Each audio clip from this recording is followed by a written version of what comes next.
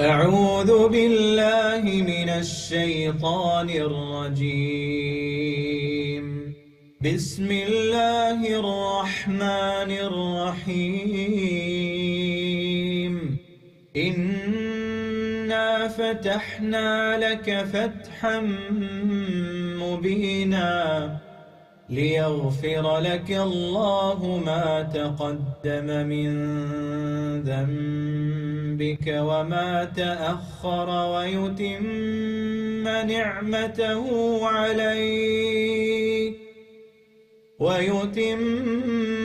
نعمته عليك ويهديك صراطا مستقيما وينصرك الله نصرا عزيزا. هو الذي أنزل السكينة في قلوب المؤمنين ليزدادوا إيمانا مع إيمانهم ولله جنود السماوات والأرض وكان الله عليما حكيما. ليدخل المؤمنين والمؤمنات جنات تجري من تحتها الأنهار خالدين فيها ويكفر عنهم سيئاتهم وكان ذلك عند الله فوزا عظيما. صدق الله العظيم.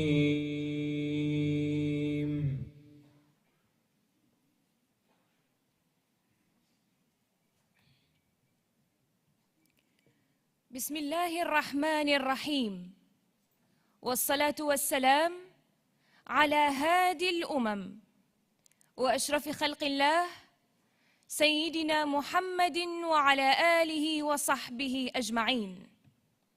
معالي الدكتور محمد بن سعيد المعمري الموقر وزير الأوقاف والشؤون الدينية، راعي الحفل صاحب السمو السيد الدكتور فهد بن الجلندة آل سعيد الموقر، رئيس جامعة السلطان قابوس، أصحاب السعادة، المكرمون أعضاء مجلس الدولة، الأكاديميون والباحثون الأكارم، أيها الحفل الكريم، السلام عليكم ورحمة الله وبركاته.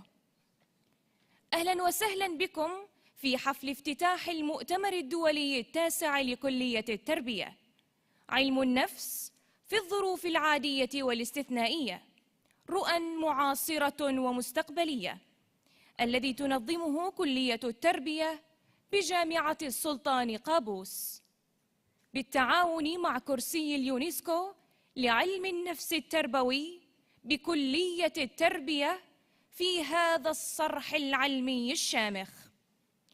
يأتي هذا المؤتمر استكمالاً لسلسلة من المؤتمرات التي نفذتها كلية التربية، حيث جاء هذا المؤتمر التاسع لقناعة راسخة بالدور الجوهري لعلم النفس في الارتقاء بالإنسان على مستواه الفردي، وكذلك الأمم على مستواها الجمعي على حد سواء في الظروف العادية والاستثنائية.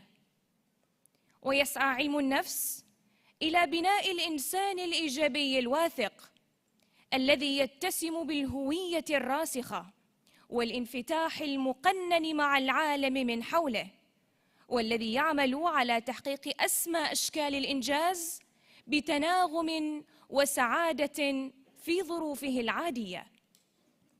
كما يسعى علم النفس إلى إكساب هذا الإنسان الصمود والقوة والمرونة النفسية التي تمكنه من التعامل الأنسب مع الظروف الاستثنائية التي تمر به، كالكوارث الطبيعية والصراعات الجيوسياسية والأزمات الاقتصادية.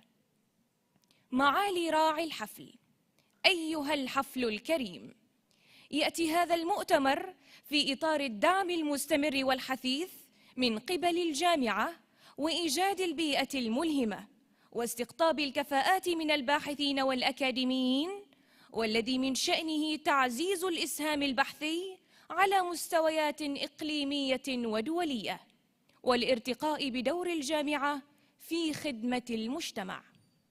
معالي راعي الحفل، أيها الحفل الكريم، وللتعرف بشكل أوسع على العمق البحثي لهذا المؤتمر، لنستمع إلى كلمة كلية التربية، والتي يقدمها مشكوراً الأستاذ الدكتور سعيد بن سليمان الظفري، رئيس قسم علم النفس ورئيس كرسي اليونسكو في علم النفس التربوي بجامعة السلطان قابوس، فليتفضل مشكوراً.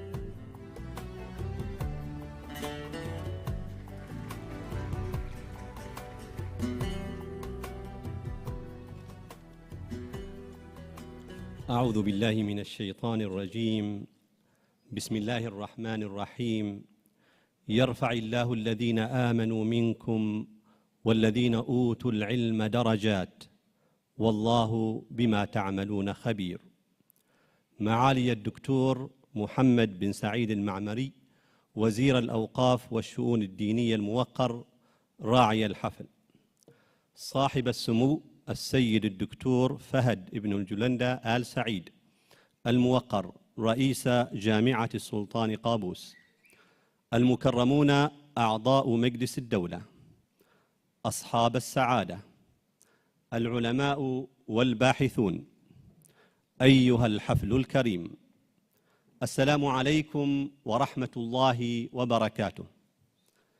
نجتمع في هذا الصباح الجميل من صباحات هذا الصرح العلمي الشامخ جامعة السلطان قابوس لإطلاق فعاليات المؤتمر الدولي التاسع لكلية التربية تحت عنوان علم النفس في الظروف العادية والاستثنائية، رؤى معاصرة ومستقبلية. لقد بات واضحاً أن التحديات التي يواجهها العالم اليوم، سواء كانت كوارث طبيعية أو حروب أو أزمات اقتصادية أو اضطرابات اجتماعية وسياسية أو أمراض وأوبئة، تتطلب استجابات نفسية وتربوية فعالة. فالدراسات الحديثة تؤكد ارتفاع نسب الاضطرابات النفسية مثل القلق والتوتر واضطراب ما بعد الصدمة بسبب هذه الأزمات. ولكن في المقابل فإن هذه الدراسات تثبت أن علم النفس يقدم حلولاً تساعد الأفراد والمجتمعات على التكيف وتعزيز المرونة النفسية لمواجهة مثل هذه التحديات. إن الزخم العلمي الكبير الذي حظي به هذا المؤتمر يعكس الأهمية المتزايدة للبحث في مجالات علم النفس والتربية، فقد تلقينا عدداً كبيراً من المشاركات من مختلف دول العالم، وقد قامت اللجنة العلمية بالتقييم العلمي لكافة المشاركات، وقد أسفرت عمليات التحكيم العلمي عن قبول 340 ورقة علمية. تنوعت هذه المشاركات بين العروض الحضورية والعروض عن بعد والملصقات البحثية والورش التدريبية، مما يجعل هذا الحدث العلمي واحداً من أكبر التجمعات الأكاديمية في المنطقة في مجاله.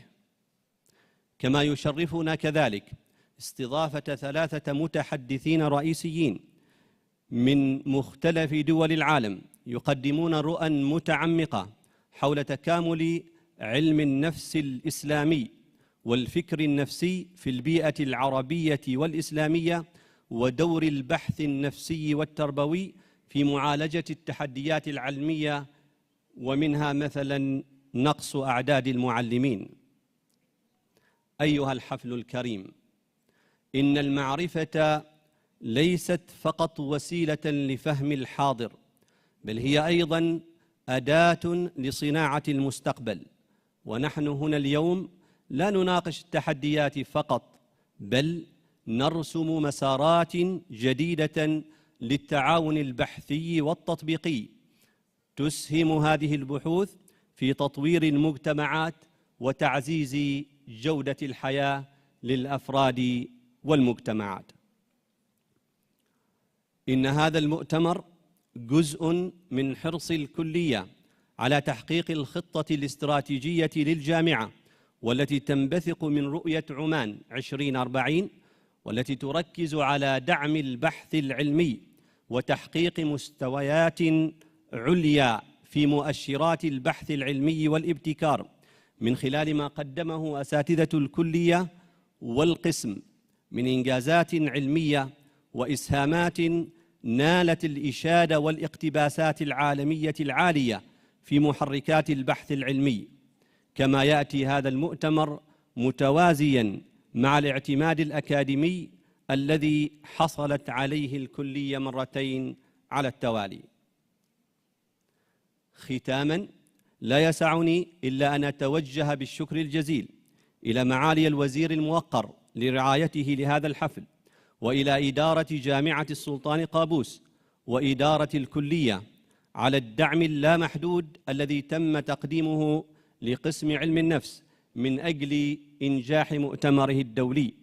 كما أتوجه بالشكر إلى كافة المشاركين والمنظمين على دعمهم المستمر لهذا المؤتمر، وإلى أعضاء هيئة التدريس بقسم علم النفس على ما بذلوه من جهود مضنية لنصل إلى لحظة افتتاح المؤتمر. والشكر أوفره وأجزله إليكم أيها الطلبة والباحثون الذين شاركتم بأبحاثكم لإثراء هذا المؤتمر.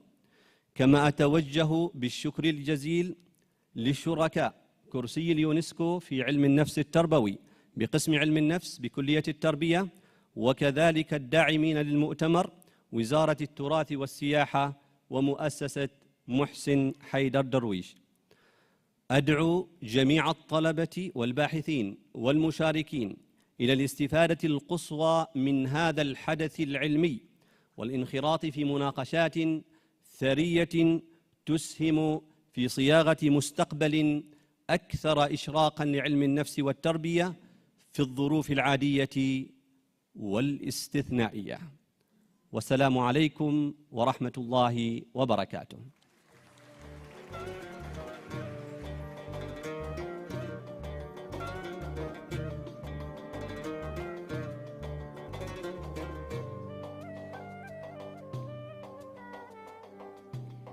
خالص الشكر والتقدير للأستاذ الدكتور سعيد الظفري على كلمته. ويقال: للصورة وقع أبلغ من الكلام. وكما يقال أيضا: هناك شيء يجب أن تحتويه الصورة، وهو إنسانية اللحظة. وفي هذا المقام أيها الحضور الكريم، نقول إن الصورة لا تكتمل إلا بامتزاج علم النفس بصبغة بحثية رصينة. لذا نترككم مع العرض المرئي للمؤتمر وقتاً ممتعاً نرجوه لكم.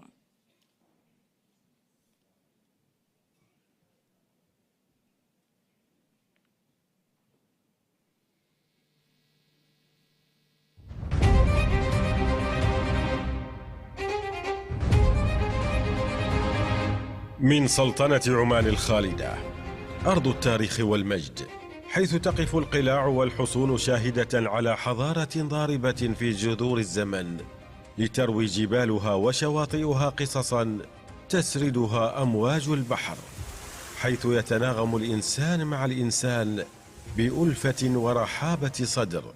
ترجمة لحديث رسول الله: لو أتيت أهل عمان ما سبوك ولا ضربوك.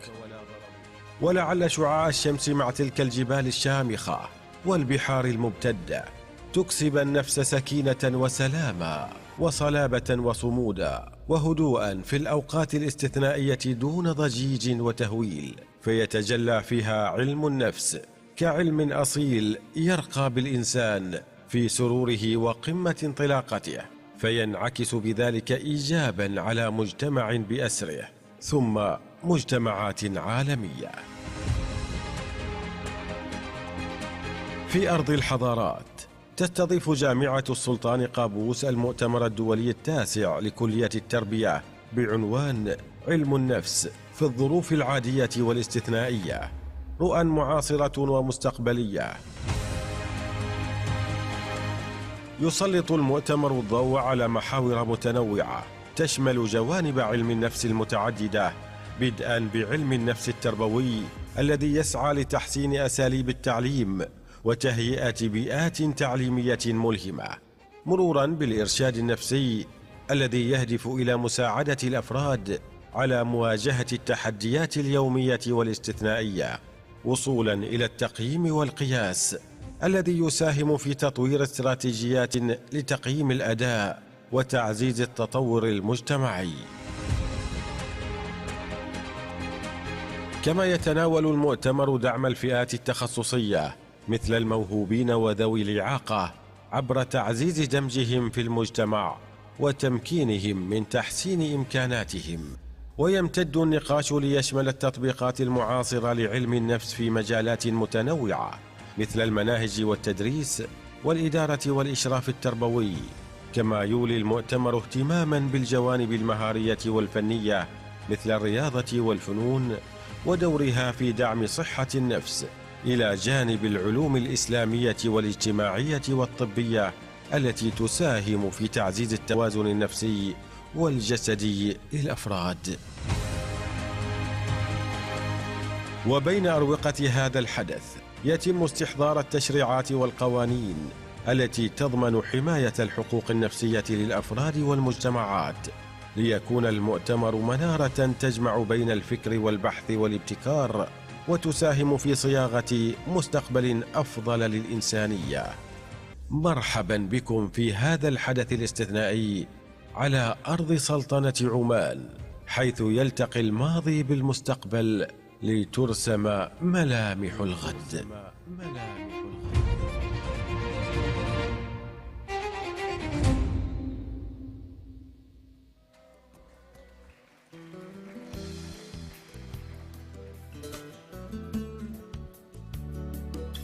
لا تكتمل لحظات افتتاح هذه المحافل البحثية وبالتحديد المؤتمر الدولي التاسع لكلية التربية إلا بلغة العلم الرصينة التي تقدمها قامات علمية وازنة الثقل وعميقة المعرفة، التي تفتخر بإرثها الإسلامي في تجويد علم النفس الحديث، والتي تتمثل في كلمة المتحدث الرئيس بعنوان Knowledge Integration Islamic Psychology's Role in Modern Psychological Framework، والتي تترجم بلغة الضاد تكامل المعرفة، دور علم النفس الإسلامي في الأطر النفسية الحديثة.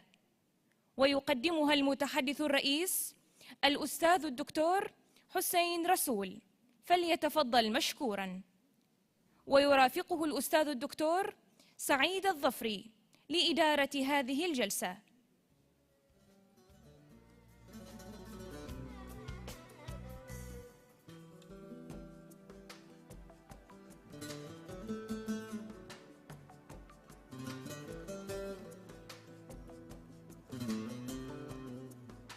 بسم الله الرحمن الرحيم. ورقة المتحدث الرئيس Professor Hussein Rasool. I will start by introducing Professor Hussein, and then we will start the keynote speech. Professor Hussein Rasool is the Professor of Islamic Psychology, Center of Islamic Studies and Civilization in Charles Sturt University. He is one of the leading academics in the areas of Islamic psychology and psychotherapy. He has published over 30 books and over 150 papers and reviews in peer-reviewed journals.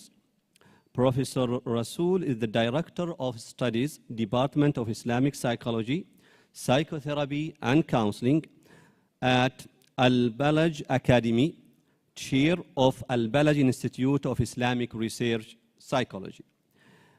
He is also have worked for the International Open University, that is the Islamic online university, as the first head of Department of Psychology, and later became the Dean of the Faculty of Liberal Arts and Sciences. He is a fellow of the International Association of Islamic Psychology and the Royal Society of Public Health. He works as a part-time Islamic psychotherapist. Professor Rasool is one of the leading academics in the areas of Islamic psychology and psychotherapy, and involved in the development of the first BSc Islamic psychology at the Islamic Online University. He has developed the first university-accredited certificate course in Islamic psychology, launched in 2019, and also a new course on advanced diploma in Islamic psychology and psychotherapy, which was launched in 2022. This course is considered as the first globally advanced course in Islamic psychology and psychotherapy. His research interests include psychosocial and spiritual problems in relation to mental health, psychosocial and spiritual intervention, Islamic counseling and psychotherapy, and Islamic ethics in psychology. Professor Rasool, the floor is yours. Please.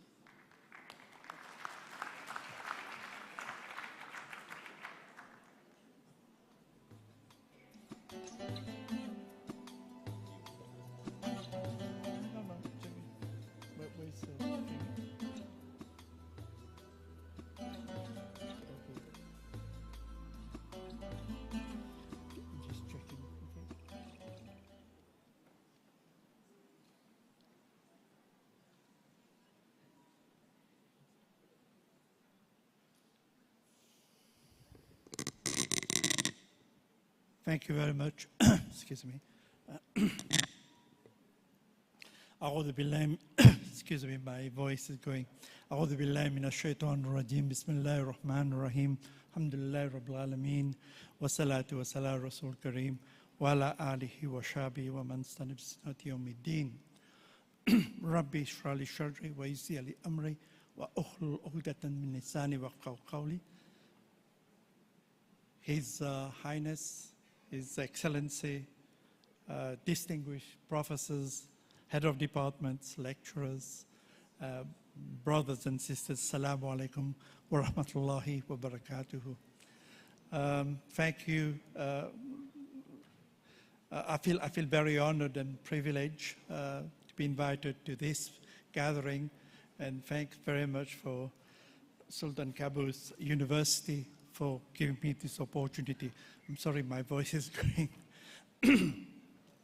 What I'm trying to do in these particular sessions, and thank you very much, is try to provide an overview of a particular model which I've developed over the years. But to do that, because of the mixed ability audience, is I want to look at some of these concepts, because once you understand the concepts, then we know where we are going. I'm going to use, I have a story before coming. I was supposed to arrive here yesterday at 11 o'clock, and fortunately the plane got technical problem, so we were delayed for 12 hours, and I didn't get here until about midnight. But what happened is that there was a bunch of tourists from America, so I spent some time together, and they were interested in Islam. They were interested in Islamic psychology, so it was a good opportunity for me to give a bit of dawah as well. Anyway, so again, there was a purpose for my delay as well. So let's move on to this particular thing. The aim is to basically to look at these models and to provide some sort of approach, what we call decolonization. I'm going to try to explain all these anyway, in a minute. We need to have a context in the sense that that what's wrong with contemporary psychology. It's not, I'm not saying that from an Islamic perspective, I'm saying that generally. One of them is a lack of moral absolute. Basically, there's a lack of ethical behavior or ethics or morality within the disciplines. Some people may claim, yes, there are ethics, we have psychological ethics, but ethics basically are not universal. Secondly, there is lack of spiritual dimension. Now, in the West, we tend to separate spirituality and religion. Spirituality means I believe in something. Religion is a rituals. They have separation. So I could believe in something but not really praying. So there's although they talk about in medical care, in APA, American Psychological Association, and many others in UK, they talk about spirituality, but they don't mean religion. So that's what's lacking, that spiritual dimension within our conventional psychology. Of course, there tends to be an emphasis on self or self-actualization, or even, without thinking about, the whole body, the whole system, the whole holistic approach. And we tend to look at people from a sort of reductionist point of view, in the sense that you tend to look at the biological or genetic and forget about the spiritual being. The spiritual dimension of man, the nature of man, and so forth, the fitra and so forth. And also, we tend to redefine, mental health according to policy, politics, and many. So we have a shifting definition all the time about what is considered mental health. At one point, there are certain things that consider mental health, and throughout the ages, this is changed.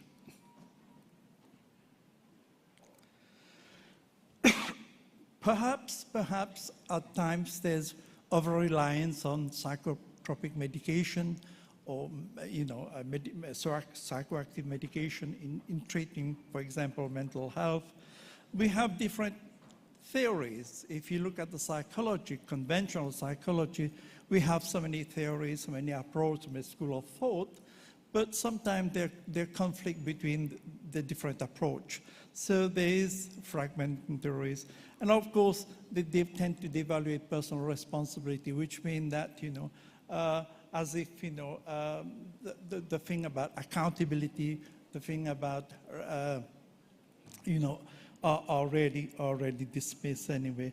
And also, there's ethical concern in therapy, because some therapy may be against the values. If you're a Muslim, from an Islamic perspective, sometimes the type of therapy that sometimes we give to clients, to patients, then this type of therapy tend to be incompatible or not congruent with our own Aqidah. So there's also, thinking about immediate gratification, temporal well-being, rather than look at hereafter or longer term. The other thing which is interesting, this is, again, nothing to do with Islamic perspective, but, because if you look at the work, mostly research, most of them come from the United States, yeah? And we call it, the weird, basically Western educated, industrial, rich, democratic, and most of the research come from there.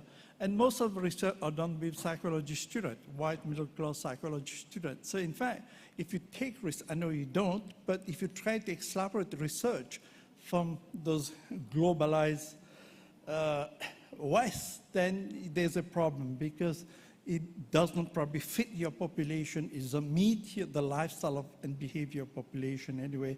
And of course, if you look at concepts and methodology or belief about normality, there's a difference between what is normal and what's abnormal anyway, and that's creates some sort of epistemic imagination. From a historical context, we know about colonization of knowledge. Now, nothing has changed because nowadays we call it globalization. It's the same face. It's the other face of colonization. We still have knowledge production, the way of knowing, epistemology, and so forth, which is, again, there's nothing wrong about knowledge from non-Muslim sources, let's put it that way, or from the West. There's nothing wrong with it, but there are some areas where it may not be compatible if you are a Muslim or if you believe in Islamic belief and practices. The problem with colonization was they created a dual system of education, especially in the subcontinent and many other countries, where, before, if the word madrasa, I remember when I was in Uzbekistan, you had the madrasa were universities, and everything was interconnected. Knowledge was not fragmented. So basically what happened when you have colonization, you have two systems of education. The secular education on one hand, and then you have the madrasa, which is the sort of Islamic school that you do when you finish your main education. In some countries still exists that duality. Of course, there was a revival, it's the Jihad of the Ummah, that goes back to the 19th century with a lot of people who started looking at, what's wrong with our education, and, how can we overcome this dualistic mode or approach to education. Of course, then you had the movement of Islam or Islamization of knowledge with the late Professor Ismail Farouqi and many others. And so that movement came along trying to, I think they had a big conference in Jeddah many years ago on Islamization of knowledge. But again, the connotation of Islamization of knowledge in the West is very negative. So now we tend to talk about a new language. We talk about knowledge integration. Knowledge integration is more neutral, and you can really, that's what it is. You're trying to integrate different sets of knowledge. Why? Because if you look at back in the Abbasid period, 9th century onwards, that knowledge was interconnected. There was no different, people were studying everything together. All the scholars were polymath. Yeah? So there was a knowledge integration. It's afterward that knowledge became disconnected, and so forth.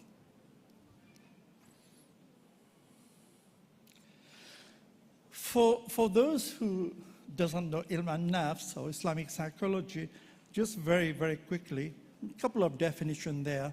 And of course, there are many definitions depending on your school of thought and so forth. But from Isa Utz, who wrote a beautiful book on Islamic psychology from an Islamic perspective, she talked about the study of the soul, the study of which encompass both mental, physical, emotional, and behavioral process, along with factor which is the visible, but also the invisible, the hayb, that they call it anyway. I keep changing my definition over the years, and probably I've changed it again, but this is probably my latest definition, is about a study of your way of thinking, your way of feeling, your way of behaving, but also aspect of the soul, yeah, through an evidence-based paradigm that's compatible with Islamic belief. So what I'm suggesting there, yes, we still have to use, the sort of evidence-based practice, which sometimes, derive from different sources. Anyway, let's move on.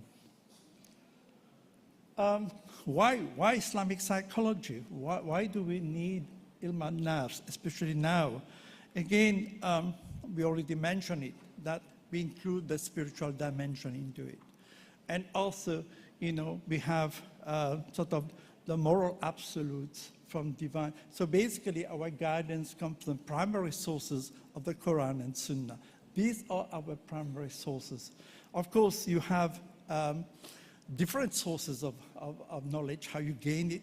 And if you look at, again, those scholars, those classical scholars in the Abbasid period, they use, one example is Ibn Haytham, who is a pioneer in optics. He used all sorts of experiment, he used intuition, he used rationality, he used observation but also he used, primary sources, the Quran and Sunnah as well. So knowledge were interconnected, and Islamic psychology is very much interconnected with the primary sources and also those things I mentioned: intuition, rationality, observation, experiment, and so forth.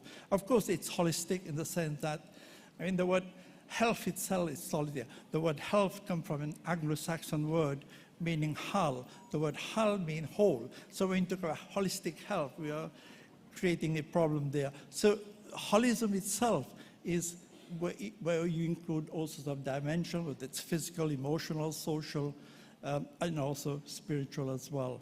Of course, we try to integrate, faith and mental health. And I'm going to move on. There's also the emphasis on character development, maybe tazkiyah nafs, and so forth. And also we sort of healing through beyond medication, but also it's purpose-driven because there's a purpose to it. Yeah, I tend to teach my student in counseling or psychotherapy, before you do your session, always have a niyyah. Always have the intention, because that's very important. The same applies to research, the same applies to anything else. So it's about the right intention, there's a purpose to it, why we are trying, all we are trying to do is trying to get people go back to their fitra, basically. I shall move on. So people talk about decolonizing knowledge. Let's have ilm and nafs. Let's have, Islamic psychology. Let's have knowledge integration. The problem is nobody tell you or did tell me how to do it. How do I do it? How do I integrate psychology, conventional psychology, evidence-based psychology with Islamic science? There's no model. There's no approach. So how do I do it? I had to search a lot of things, and in the end, I developed my own particular model, which I'm going to talk about later on. So just briefly about decolonization, it's a process of revising. Yeah, we're not rejecting everything there. We are revising, we are adapting, we are editing it, the theories, the practices, and method in the field of psychology. But also it tends to challenge what I talked about before, the weird system of Western educated, industrialized, rich, democratic model, because we need to think about indigenous culture. We need to think about a psychology that's based from the indigenous sort of system of belief and so forth. And that is amalgamated or synthesized with Western psychology or contemporary psychology. Yes, the thing about decolonial psychology is not, again, from, not from a non-Islamic perspective.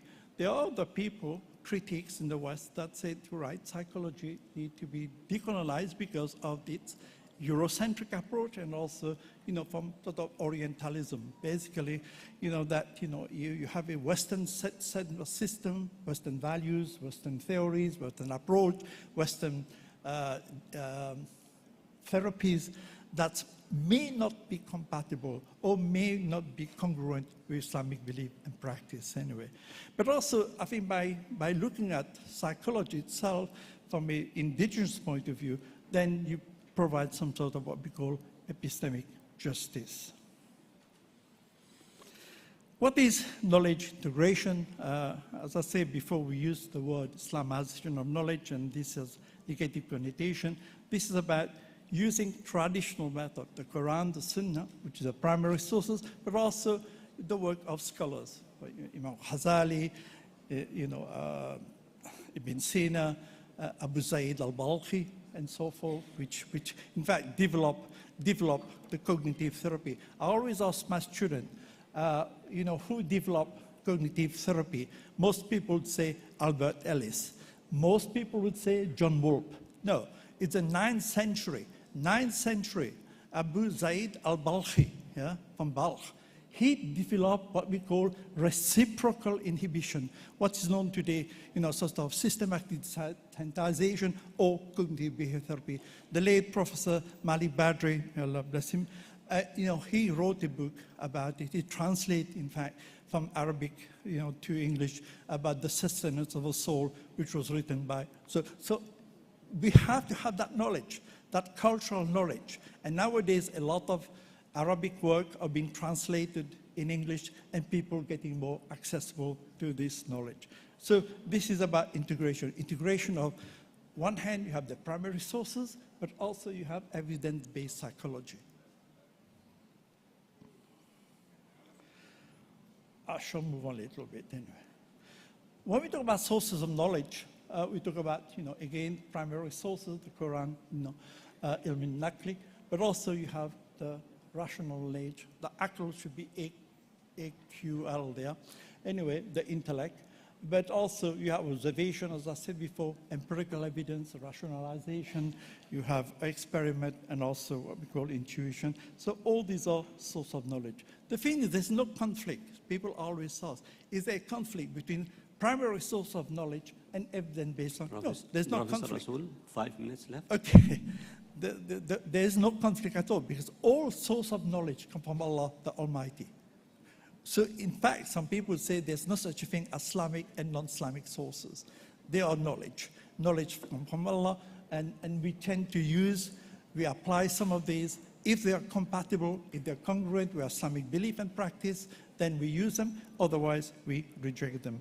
I have a few minutes left, so I want to go into the model. This is a model which I developed in terms of deconstructing the curriculum. Of course, you have planning, monitoring, deconstructing, mapping the curriculum itself, and also different scope and different level of integration. Some level are what we call horizontal integration, some level are vertical integration, and also not only that, but how do you apply it in practice? It's okay to have all these theories, but how do people, the clinician, they go with the patient, how do they apply this knowledge in practice?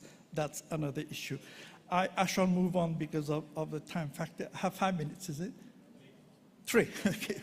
I'm sorry about that, but maybe you're going to have a copy of these anyway. So. Of course, there are many barriers, very quickly. You have problem. What's important there, I'm not going to read these, is interdisciplinary collaboration. You have to have, on one hand, you have psychologists, they know about their psychology. And then you have people with Islamic studies who know very well. How do you synthesize that? So there must be collaboration, interdisciplinary collaboration between education department, because not all psychologists are, I'm afraid to say, they're not educationalists. So you have education department, Islamic studies department, but also psychology. They all have to work together. Of course, other disciplines can come in to try to create that, that collaboration. And I think that's what I'll talk about. But the thing, the characteristics of an effective integration is about scope of integration, and also the flexibility of it. You can't be too rigid about it. And finally, I did a study where I found that, whether people were integrating Islamic psychology or psychotherapy in practice, I found there are 3 problems. One, role legitimacy. People say, I'm not a theologian. How am I going to learn about hadith and things like that? So anyway, they see their role as not legitimate. There's also role adequacy. Role adequacy means that, are they prepared for it? You need to give them proper preparation, basically educational courses, but also role support. Role support come under the organizational culture. If the organization itself, doesn't support it, then the whole integration would fail. Thank you very much. Subhanakallahumma wa bihamdika ashhadu an la ilaha illa anta astaghfiruka wa atubu ilayk. Assalamu alaikum wa rahmatullahi wa barakatuh. Thank you very much, Professor Rasul. And Professor Rasul will be available during the conference 3 days. So please feel free to discuss these ideas that he presented about Islamic psychology. Wassalamu alaikum wa rahmatullahi.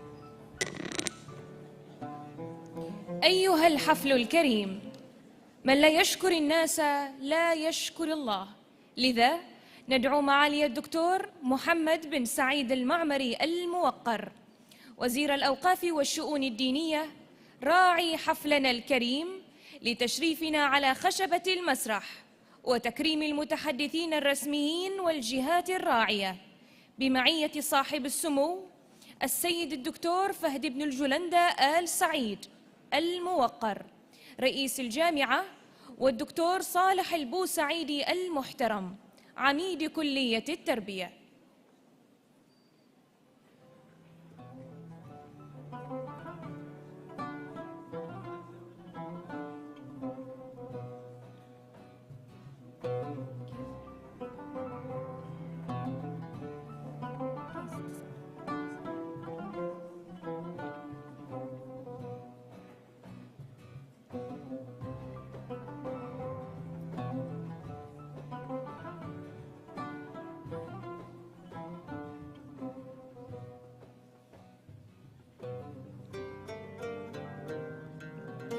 فئة المتحدثين الرئيسيين: الأستاذ الدكتور حسين رسول، بروف حسين رسول من المملكة المتحدة.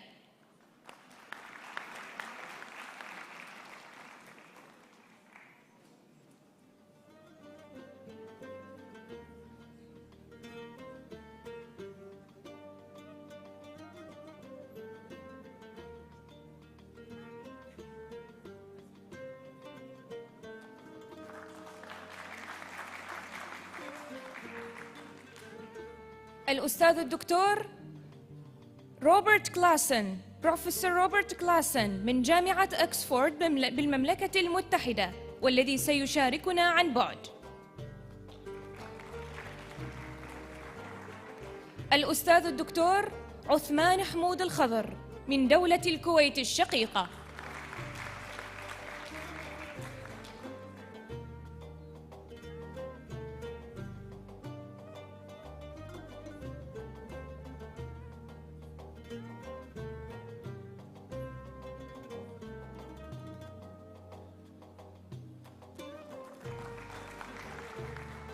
ثانياً، فئة مقدم الورش التدريبية: المكرم الأستاذ الدكتور راشد بن سيف المحزري من سلطنة عمان.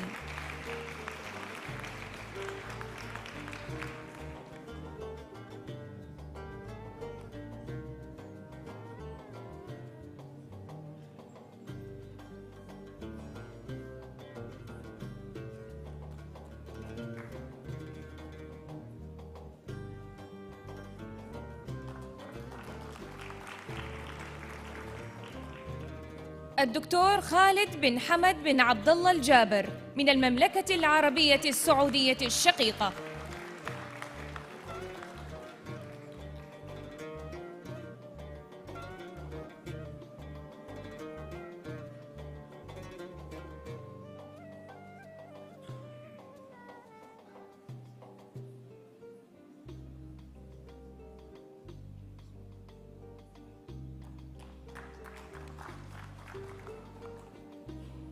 الدكتور خليفة الصلاح اليافعي من دولة قطر الشقيقة.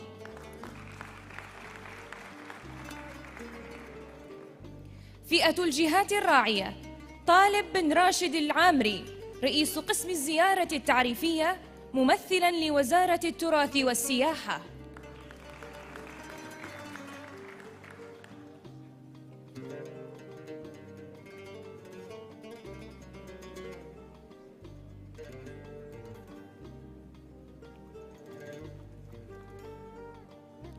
يوسف بن سعيد المطوع رئيس الموارد البشرية ممثلاً لشركة درويش بن محسن وشركائه.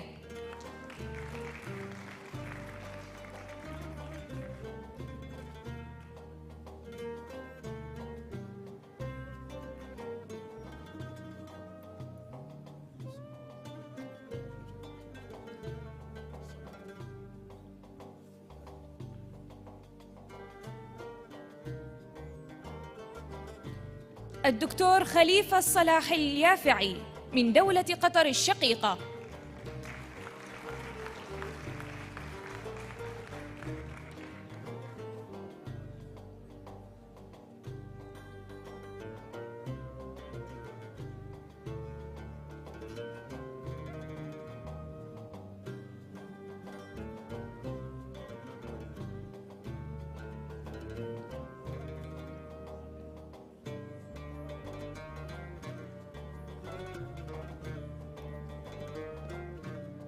كرسي اليونسكو في علم النفس بجامعة السلطان قابوس، الأستاذ الدكتور سعيد الظفري.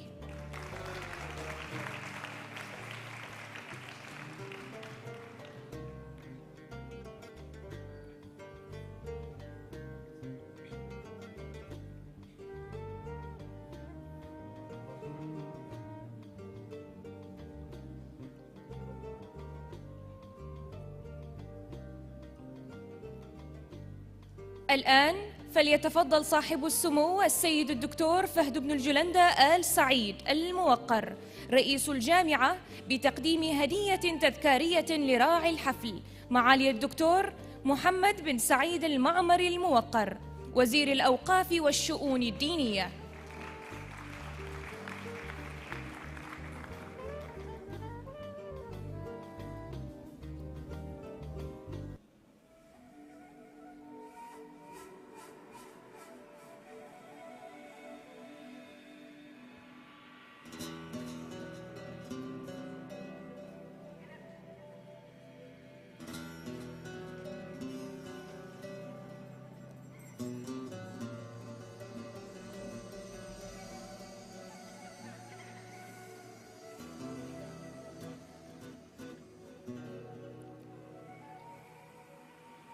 الحضور الكريم، إلى هنا نكون قد وصلنا إلى ختام حفل افتتاح المؤتمر الدولي التاسع لكلية التربية، علم النفس في الظروف العادية والاستثنائية، رؤى معاصرة ومستقبلية.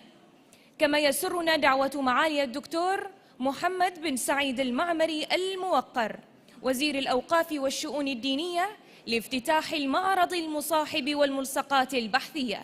كما نرجو من الحضور الكريم البقاء في مقاعدهم.